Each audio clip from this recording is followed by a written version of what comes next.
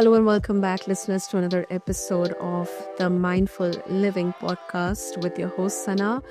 And today we are tackling a challenge that so many of us can relate to, feeling like there is just no time or energy left to take care of ourselves. Our guest, the inspiring Jenny Lytle, is a nurse, author, and self care advocate who knows this struggle all too well. After decades in hospice care and her own journey of loss and burnout, Jenny developed the Becoming Method to help caregivers and busy professionals prioritize their own well being without any guilt. And if you have ever thought, I just don't have the time, you are in for a treat, because this conversation will help us learn how self care can fit into even the busiest of lives. So, Jenny, welcome to the show, and it's an absolute honor having you with us today.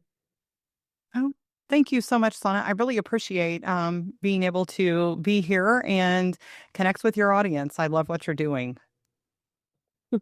Great, great. So, Jenny, to begin with, you have worked with countless nurses who neglect themselves while caring for others. How can someone recognize the early signs that they need to prioritize self care? Well, that's a great question because it's something that definitely can sneak up on us.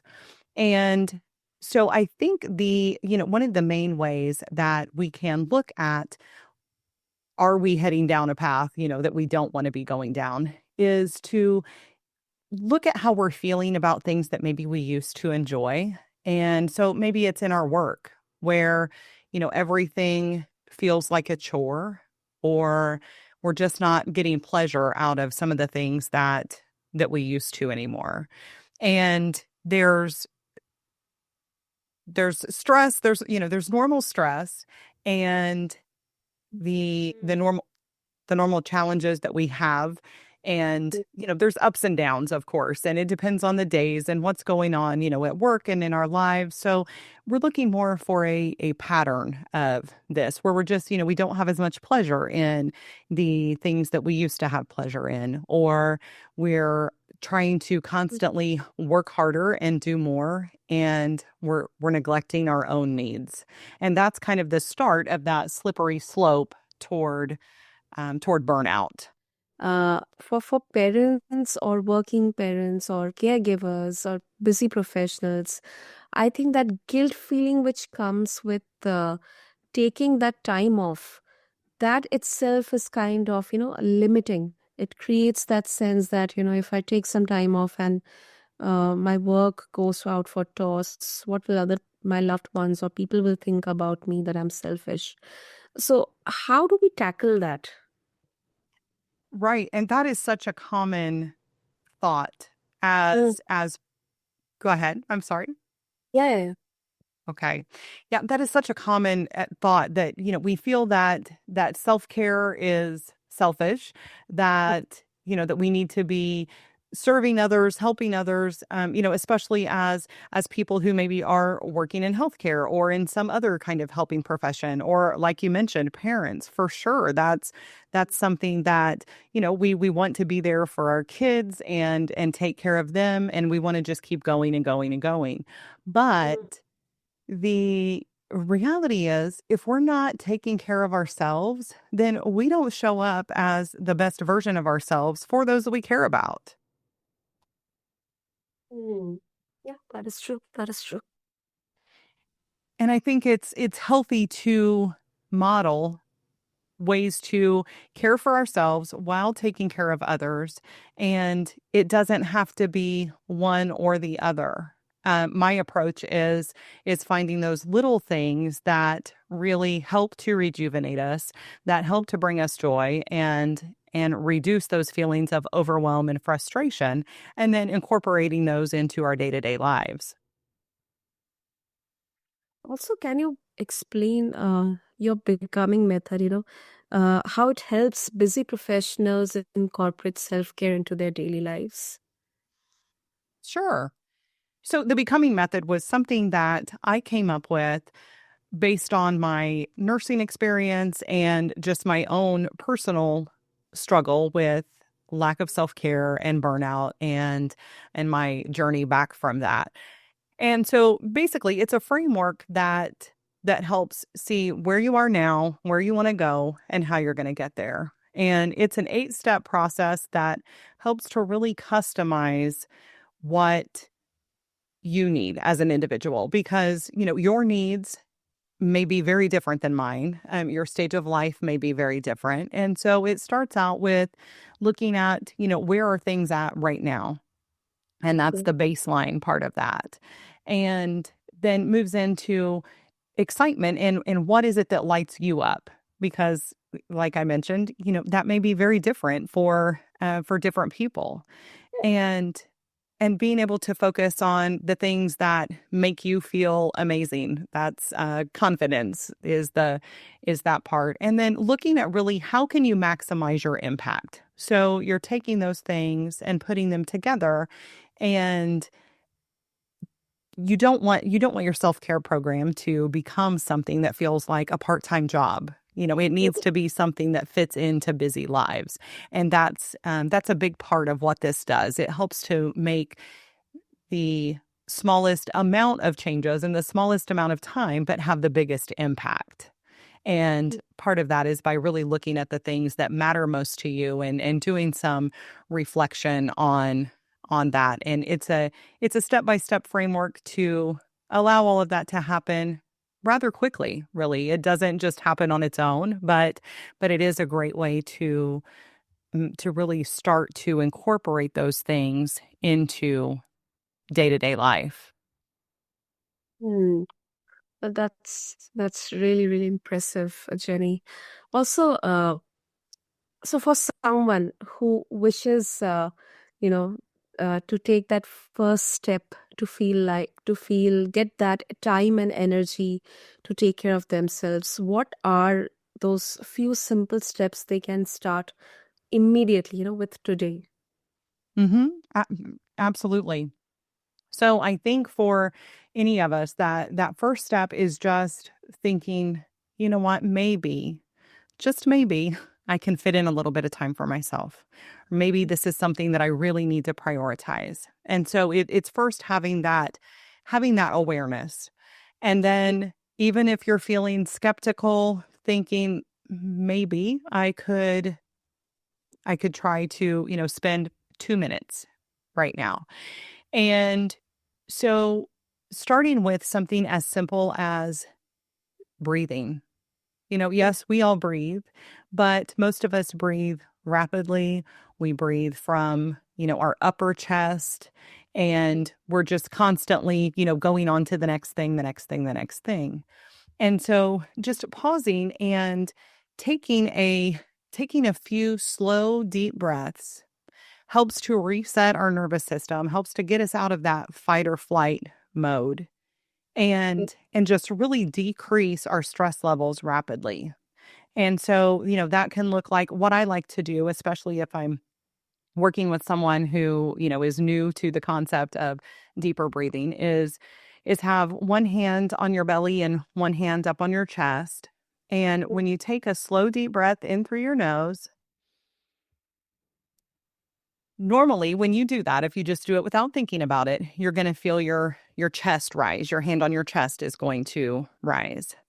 But if you breathe in through your belly and you're breathing in through your nose slowly, but let your belly expand and really get that air all the way down into the bottom of your lungs. And then slowly breathe out through your mouth. And then repeat that a few times, just slowly in through your nose, down deep into your belly, and then out through your mouth.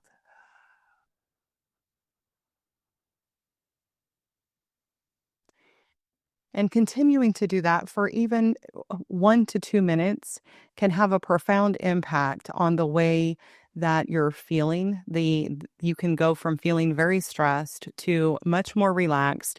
It's something that you can do anytime, anywhere. I advise some of my some of my clients to, if you feel like you don't have time, work's busy or you've got kids that are always needing you, take an extra minute or two in the bathroom.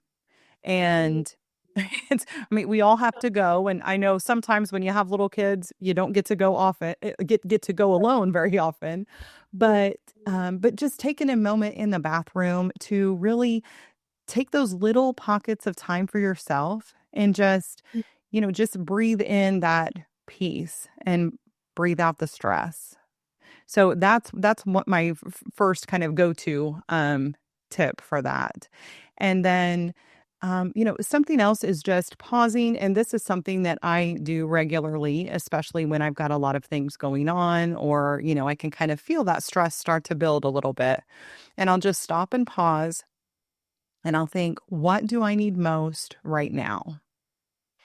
And sometimes that may be to get up from my desk and walk away for a minute. It may be I need to use the restroom and I haven't gone because I've been working on a project. Maybe I'm hungry or I'm thirsty.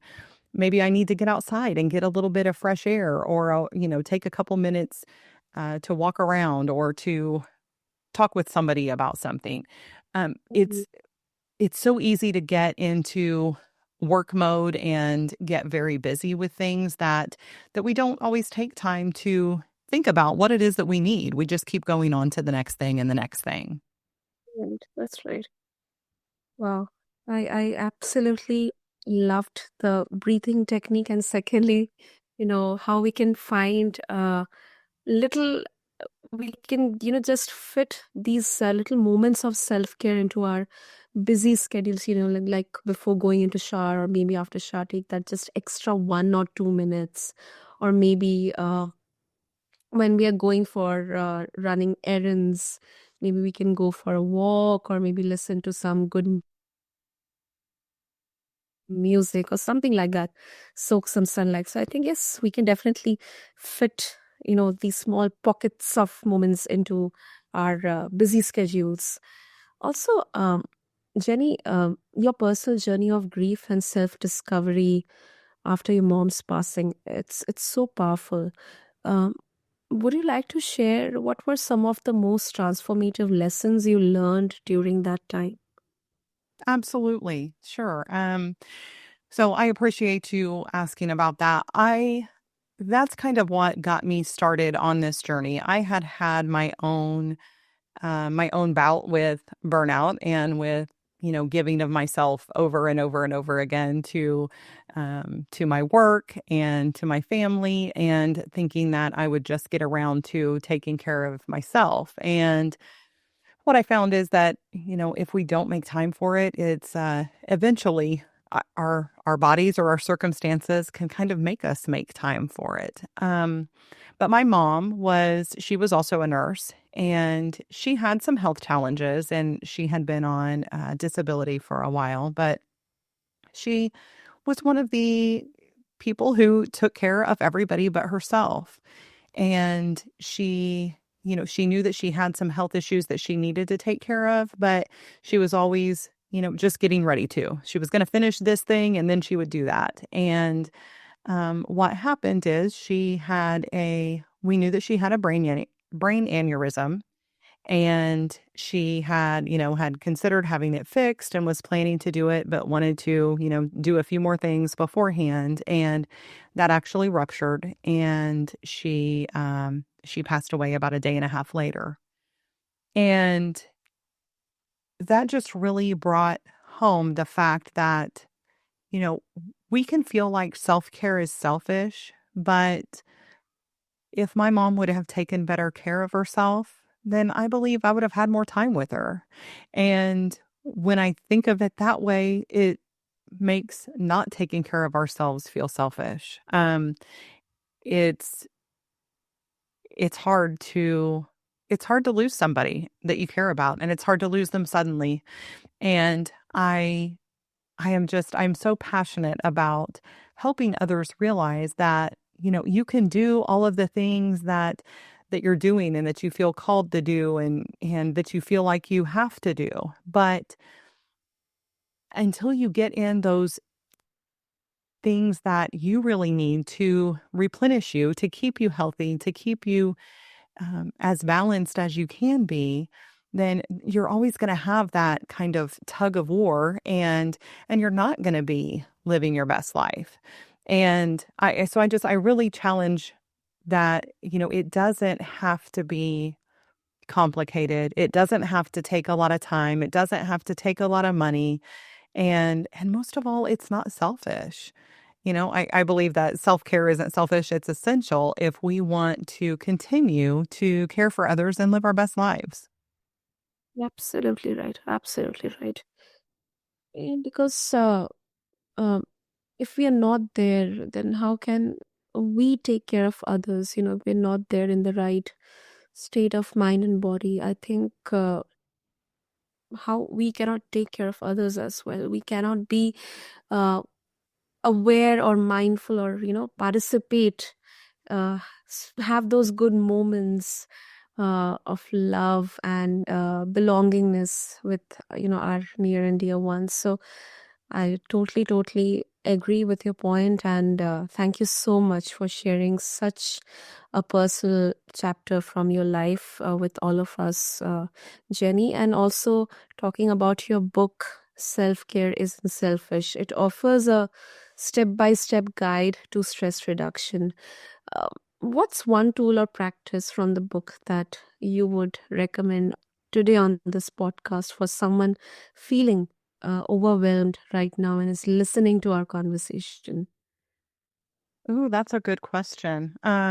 So so aside from the breathing, I think that's a really important one, and it's such a great first step because it is very simple to do. But I think that, you know, I actually would like to include two things here real quickly. So one of them is learning how to say no in a healthy, respectful way that feels good for you. Because it's very easy to feel like we have to say yes to everything that comes our way, or we have, this fear of missing out on things. But learning how to say no is something that can really be life changing. And one of the things that I like to do is I have times blocked out on my calendar. And during those times, if something comes up, and it's something that I maybe, would be interested in doing, or I would feel bad about turning down, I can honestly say, "Hey, I'm sorry, I'm already booked during that time." And, it's okay to have these appointments with yourself, these appointments for, downtime. And I have, some clients that put those things in their calendar as well. And that helps to be able to say, honestly, hey, no, I've already got something scheduled then. It doesn't have to be an appointment with somebody else for it to be important, and something that really needs to be a priority. And then when you're feeling stressed, when you're feeling overwhelmed by everything that's going on. And again, this is something that's going to feel very simple, and like, oh, is that really going to do anything? But there's a lot of science to back up that when we are in a state of gratitude, that it really makes a difference in the way that we feel, in the way that we are energetically, and when we're looking for things to be grateful for, when we're looking for the things that are going right in our life and in our days, and really taking time to think about those and be thankful for those moments, for those people, for those opportunities, then that teaches our brain to look for more things like that. That's why sometimes people who are negative or say, nothing good ever happens to me.